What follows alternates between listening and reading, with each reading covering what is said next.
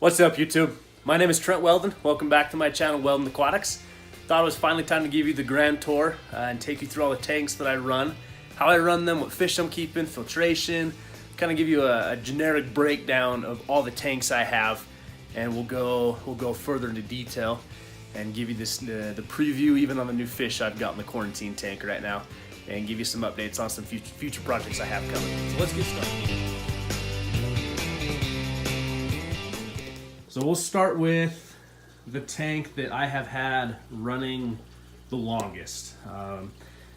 I've been in this house almost 6 months. Me and my wife built this house, and this is kind of the room that I took over.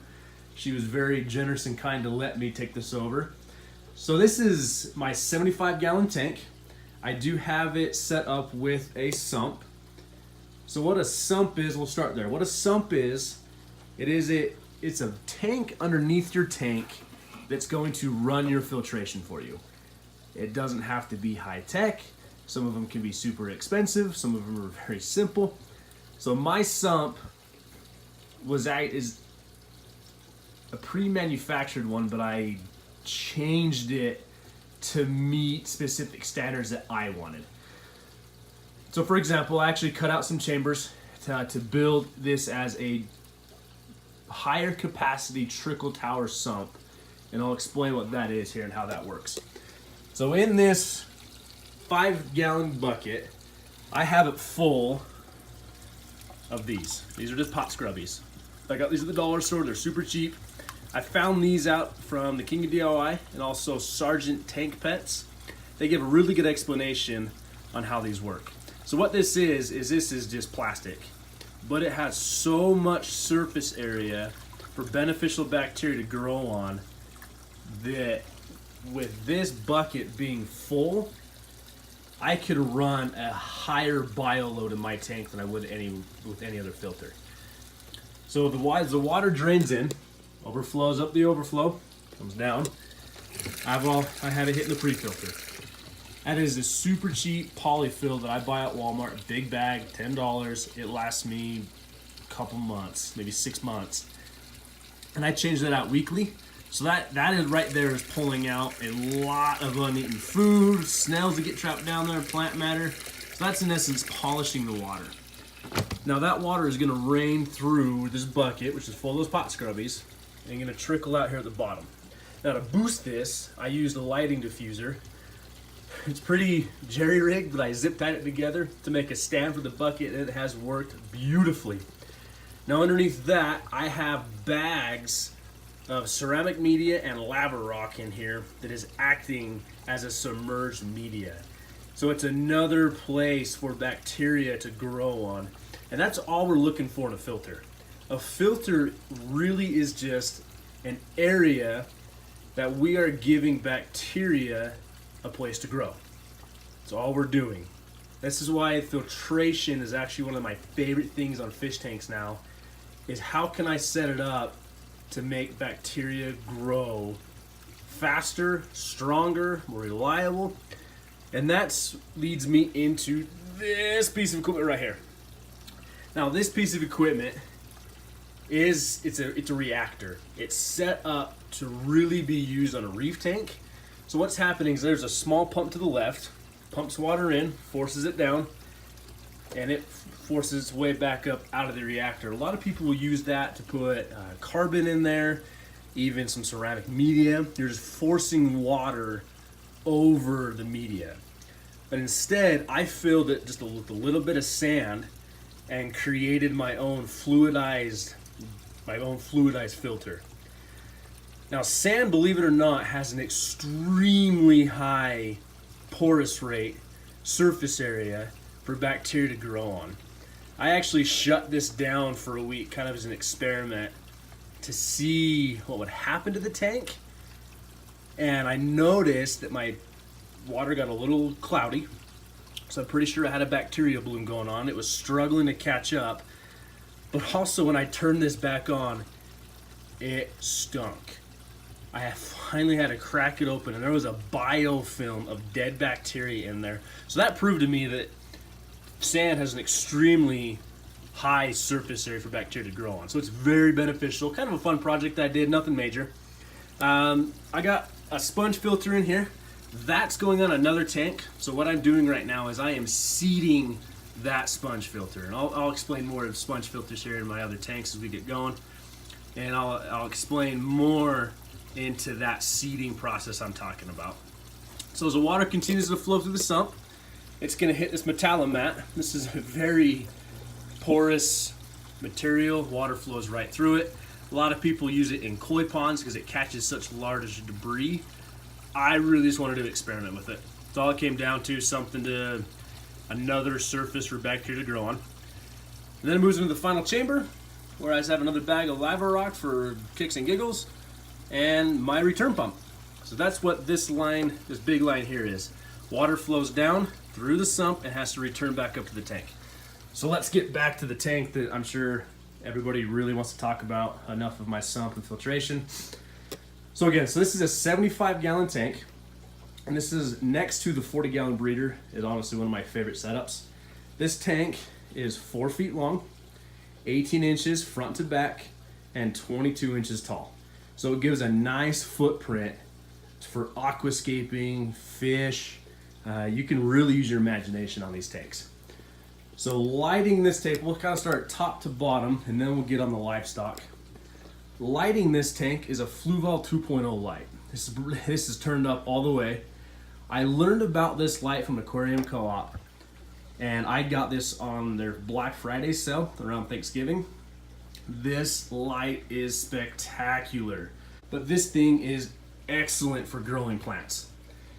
Lids, it's a polycarbonate greenhouse roofing panel. Home Depot sells them super cheap. I got like an 8-foot sheet for 13 bucks, 15 bucks. And I've actually made lids for most of my tanks in this fish room with some left over. Learned this from the King of DIY. I mean, it's those little things you pick up on that I don't need these to look fantastic. I need them to be reasonable, and I need them to do a specific job. They keep my evaporation down, but still provide airflow as the ends are open. So now let's get into the main portion of the tank. And I'm not gonna lie, this tank is kind of on autopilot right now. I have future plans. We'll do another in a later video discussing more of that. So this is just kind of the day-by-day process, but this tank is still doing very well. So we'll start with plants and kind of the decor. So I have some gold coin anubias, and 99% of these plants in here are from Aquarium Co-op. And I say that because I have one plant, this moneywort, and that stem plant's called moneywort. That came from a local fish store. I'm pretty sure that these white skirt tetras have chewed off the leaves, so I need to pull that plant out to get it in a better habitat. So, but back to this. So I have gold coin anubias. In the back there is a part of this gold coin that I broke off to hook into the rock. Now, one thing that I love about anubias is that this plant likes to be grow on rocks and driftwood. So literally this plant right here is super glued to that piece of driftwood. There in the back there I have some Vallisneria. This plant will grow long and fast. So leaves get super tall and grows really fast. But I did not give it a good root structure. I have a lot of fish in this tank that like to dig in the sand, and it uprooted them. I need to pull those out and get them to a different tank so they survive and have a better life. What else do we got in here? Oh yeah, I got some Java fern, and I am probably the only person in the world that can't grow Java fern properly. I've got a little bit of blackbeard algae on there. I kind of got frustrated with it, haven't done much with it, just let it be. Next to that, I have more Anubias plants. I have an Anubias coffola and Anubias nana. Then up front here, I have Anubias hostifolia. And all these came off the Aquarium Co-op website. Highly recommend him for plants. You will not find better quality plants than from Aquarium Co-op. River rock, I like these. They just gave it a different style in the tank, but it also allows a lot of algae to grow on them. The substrate is pool filtration sand. This cost me $11 for a 50-pound bag and has been a fantastic substrate in this tank. So let's go over a little bit of the stocking. Oh, I'm sorry. Obviously, I have a big piece of wood right in the center of the tank I didn't talk about. This is just Manzanita driftwood. I got this from Houston Manzanita. He has a Facebook website. I purposely have left it bare of plants. I just like the style it gave to this tank. And also over here in the corner, I have a Jabao wave maker. This is controllable, and I have it just as circulation in the aquarium. And that's another topic that we'll go through in a later video, because we can delve into that for another 15-20 minutes. Filtration versus circulation. So if that's something you want to see, if that interests you, push that subscribe button. We'll get to that at a later time. All right, enough is enough. We've talked filtration, we've talked lighting. Let's get down to these little creatures that I keep in a glass box. So let's go back to my previous video where I talked about how I killed every fish in my 29-gallon but one. That is this rainbow shark that's swimming around in those rocks right there. My wife has lovingly named him Francis. So hello, Francis. You're on camera. Smile. Don't be shy. This is the original fish that came out of my 29-gallon tank. I got him day one that I got that tank, and somehow he survived. And now in this tank, he has gotten bigger, but his tail fins and pectoral fins have also gotten that deep, rich red. And he is a gorgeous fish, and I plan on keeping him as long as I possibly can. The other fish, see if I can't find it. I have a single tiger barb in here. It's kind of back, he's hiding back there in the plants. It's hard to get to. I had a group of tiger barbs that I initially started out with in that 29-gallon as well. They all died off, and I replaced them. But that tiger barb has been with me for almost 2 years now from that date.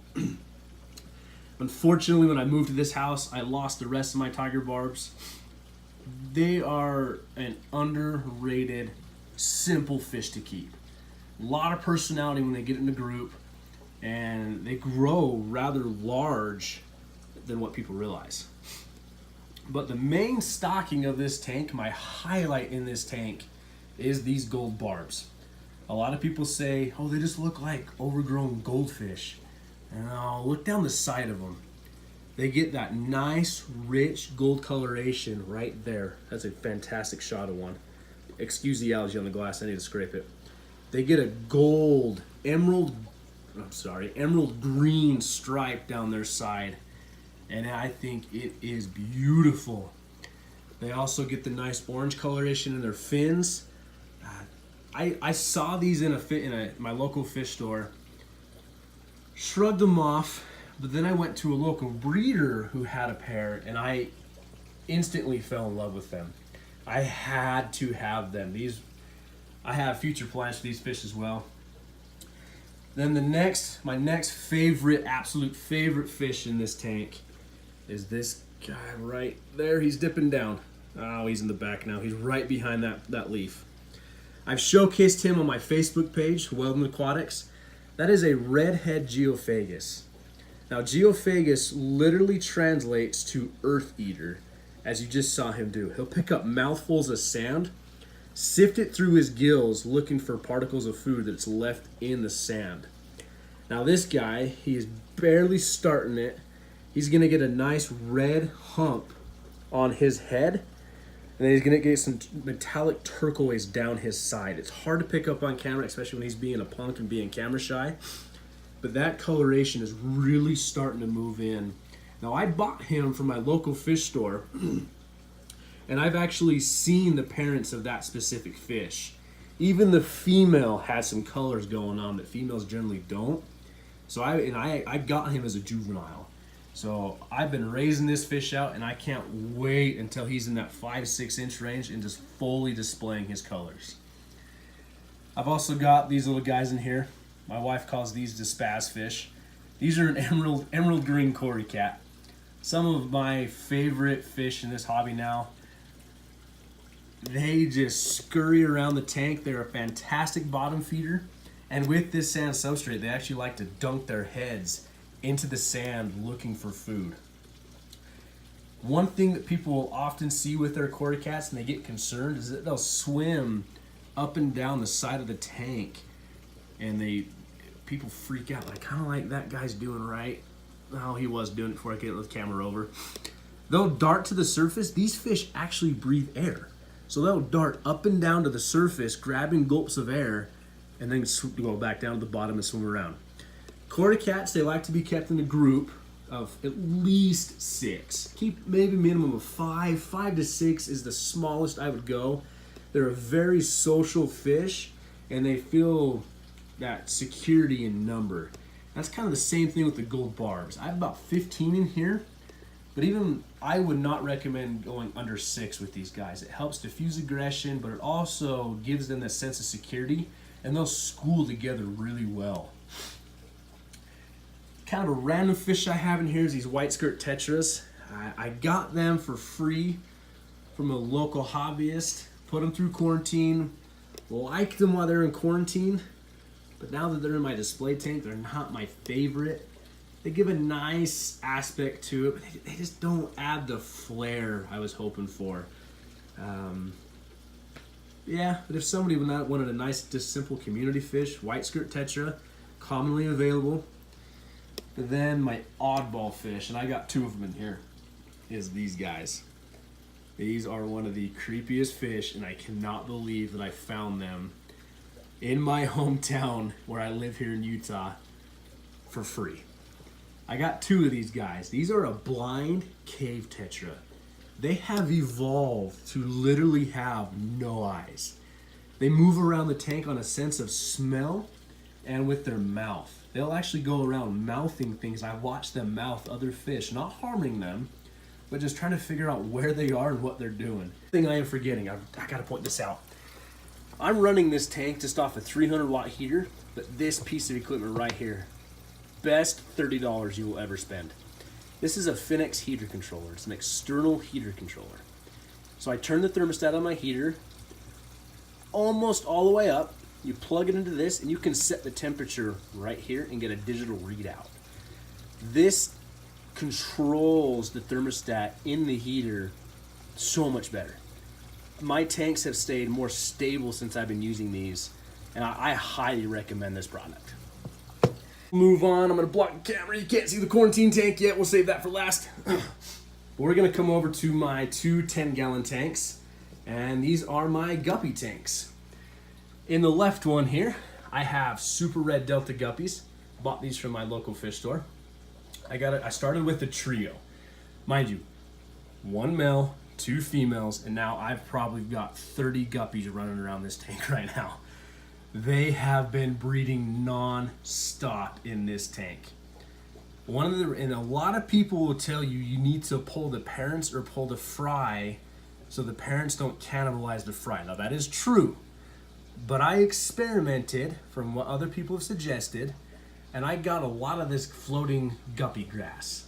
This gives a safe haven for the fry to hide up into away from the parents. The tank is run off a sponge filter. And that's what I was talking about previously, is these next 4 tanks I'm going to show you are all run off sponge filters. The cheapest, most efficient filtration you will ever use. Sponge are such a high surface area for bacteria to grow on that for their size, they can't be beat. You use an air pump to pump air to it. Now, as air is forced in, it creates a vacuum and pulls water up. What that does is that's aerating the bacteria on that sponge. This is a simple 50 watt heater back here. It's just by Tetra, nothing amazing, but this keeps this tank at a stable 78 degrees. Right next to it is my other guppy tank. This ball here is just a ball of Java moss, guppy grass, duckweed. Yeah, it's gonna be fun to pick through. So I started this just kind of as a Mod Podge of guppies. Wanted to see what happened. Wanted to see how many I could create. I run a tank specifically for snails. That is all ram's horn snails in there. The reason that I run a snail farm is for this guy.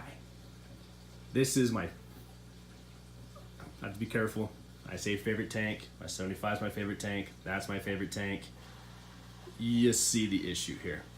So this tank is a 40-gallon breeder, and I actually, all these plants in here right now, kind of an accident. Now you're saying, Trent, come on, you bottle those. Yes, I bottle them, but I did not expect them to grow as fast as they did.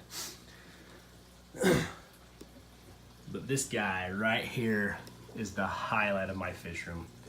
This is my orange abai puffer that me and my wife have named Milo. He's probably about 4 to 5 inches right now. His favorite food is snails. I can get him to eat clams. He'll eat the meat off of them. He won't chew through the clam shell yet. Oh, there's a good shot of him. He is my favorite fish in here right now. So this is a species only tank. I've tried some tetras, well not tetras, I tried some barbs in here and they lasted all of a night. So, but now let's run more into this tank. So this, I knew I wanted plants in this tank, but then and I'll explain more later, I wanted to use this tank as a plant grow out, and my gosh, they exploded. This right here is a shoot off that happened the last 2 days. This plant came in, I kid you not, 1 inch tall. 2 weeks later, it was this big. These plants back here reaching the surface, it's a Crypspiralis. I planted it, 2 weeks later, I'm touching the top of the aquarium. This is another Aponigeton plant, very different than this Ulvaeus. This thing came in massive already from Aquarium Co-op. But in the past 2 months that I've had it, these leaves have almost doubled in size.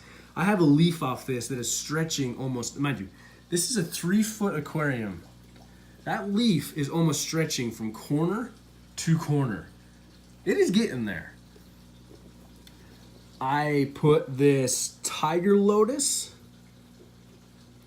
and right behind it, this is a dwarf aquarium lily. These are both lilies in a week ago. Let me show you something. You see that right there? That is lily pads coming off that dwarf aquarium lily, reaching to the surface. That's the reason why I wanted this plant, but that is a week's worth of growth. It is insane at how much growth I'm getting in this tank. I put Java moss on this driftwood, and it has exploded with growth. I've got a Crypt lutea right here that has tripled in growth in 2 weeks. Sorry about all this brown algae I have right here. This shows you how well my tank is actually doing. Algae is a good sign. It's just unsightly, and I haven't done much with it, specifically because it's helping just keep this tank clean. Plants are an amazing natural filter. They're incredible. So let's talk equipment on this tank. I'm using a Finnex Stingray light. Different brand, better budget option versus the Fluval light I'm using. And you can see the results that I've gotten off this light. I recommend the Fluval off build quality and the performance of it. I'm also running an Aqua Clear 30 on this tank with an intake sponge filter, specifically to cycle this media in here, or we're gonna say seed this media. I have it on the front of the tank because I don't have room on the back of the tank to hook it on right now, so I'm just letting it run just to seed it with bacteria. This will be on this tank in a future build. Again, we'll talk more of that in another video because that's something I'm really excited to share with you guys. But the main filtration I have on this tank is an Aquatop canister filter. I used to hate canister filters until I tried this one. Now I semi-like them. I'm not a big fan of this model. It is very difficult to prime, but it works. All I have in here is 2 layers of lava rock and 1 layer of polyfill. That's it. And you can see how clean and clear this tank is. It is incredible. Now with that, I also made my own return. Let's see if I can get it off there. So it's not pushing a lot of water, but it's helped circulating the water in the tank. Now again, we'll talk circulation again. That's the exact reason why I have this power head pump in here. Unsightly, I plan on changing it out in the future, but I want to point this out. This right here is made by Hydor. I jimmy rigged it to attach to this power head. A lot of people use these in the reef aquariums. As water is pumped, you can see it's spinning, it's rotating, and it is deflecting where the water's being pushed. So instead of one single current coming off of this power head, it is creating currents as it rotates. 1 second it has ripples up top, the next second it's moving through these plants. So that is my 40-gallon breeder puffer tank. Now the 40-gallon breeder is 3 feet long, 18 inches front to back. I want to say like 15 inches tall. It is, next to the 75-gallon, is my favorite footprint of a tank. I'm super, super, super excited for these fish. Oh, there's the male right there. That little fish right there is an Apistogramma cockatoides double red. It is a dwarf cichlid that I have wanted for months. And you can see that fiery red. Oh, nice. He's actually showing off his breeding display. You see his fin, his pectoral fin is rising up and down. He's got a good pectoral fin, and the very tip of it is a bright orange, red coloration. It's hard to get on this camera because I don't have a light on here. But you can see his tail, and it is beautiful. I've got a female too, right back there hanging out on the top of the sponge filter, and I'm hoping that I can breed these fish. Now, if that female gets ready to breed, she's gonna turn yellow, and it will be beautiful. So the males carry all the color, but when the female's ready to breed, she fires up too. So I got this pair from a local breeder, and I am so happy I found these. I love this fish. They can go in a community tank. I'm gonna set up a 20-gallon for them in the future, very specifically to try and get them to breed, see if I can accomplish that. But the other two fish back there, they're hanging on the sponge filter, I also got from the same breeder, and this is another fun breeding project. I've wanted these for a while, but I got these because this is a proven breeding pair. Those are super red bristlenose plecos, or Hypancistris. I wish the male would come out because he actually has bristles on his nose where the female doesn't. Beautiful fish. They do not get as big as the common Plecostomus you're gonna see in the local big box stores. They're gonna tell you every tank needs, you're gonna get it home, and then the next thing you know, 3 months later, you have Godzilla living in your tank. Do some research before you get into plecos. You can find a lot of high-end plecos, some that stay smaller, some with great coloration. You don't always have to get just that common pleco that gets so large so fast. But yeah, those two guys are hanging back out there enjoying the algae on the sponge filter. So these are the new fish that I hinted at on my Facebook page, and I absolutely love them. All right, guys, this is the last tank I got to show you. This is the last tank I run. I found this tank on a local ad here in Utah, and it's fabulous. Oh yeah, Tucker's got to come say hello. He's got to come see what we're doing. So there's the other part of Wel-Don Aquatics. This is an egg-shaped tank, and I am housing pea puffers in here. Pea puffers are awesome. This also is my most frustrating tank right now. I have a lot of algae growing on in it. I'm not happy with the plants. This is the first tank I actually bought secondhand and kept set up the way they had it. Made a little bit of a change to it, but I have new plants coming for this. We're gonna entirely rescape this tank, give it a whole new look, and really try and tone down that algae. This is just a clip-on light, an LED light. You can buy these on Amazon for 15 bucks. And as you can see, it has grown plants beautifully. There's a small sponge filter in the back. I don't like this sponge filter.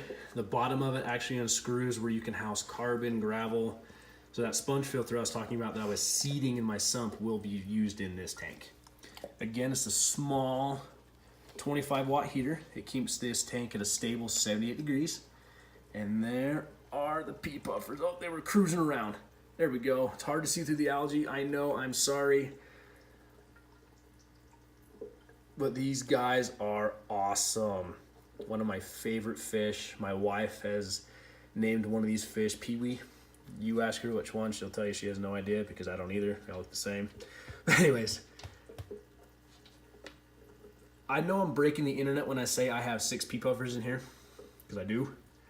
People will tell you need like 5 gallons per 1 pea puffer. Now here's where I think I make this work. All of this plant cover. It breaks up the line of sight. These pea puffers can go around in circles, up and down. It's not a square tank. I think I've accomplished being able to house 6 pea puffers without there being a bloodbath in here because of the plants and because the way the tank is shaped. It's fascinating. I feed these guys strictly frozen foods. Now, one thing with puffers is a lot of puffers, you have to feed them like snails, clams to grind down their teeth. Pea puffers, you do not have to do that. Their teeth don't grow. So don't worry about feeding them a hard shelled food all the time. This is his favorite thing to do.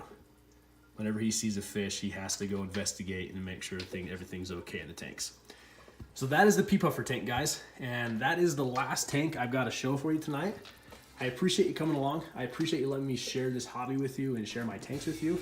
If you got any questions, you can find me on Facebook. You can leave a comment down below. Send me an email. And if you got, I'll answer as fast as I can. And stay tuned for the next video next week.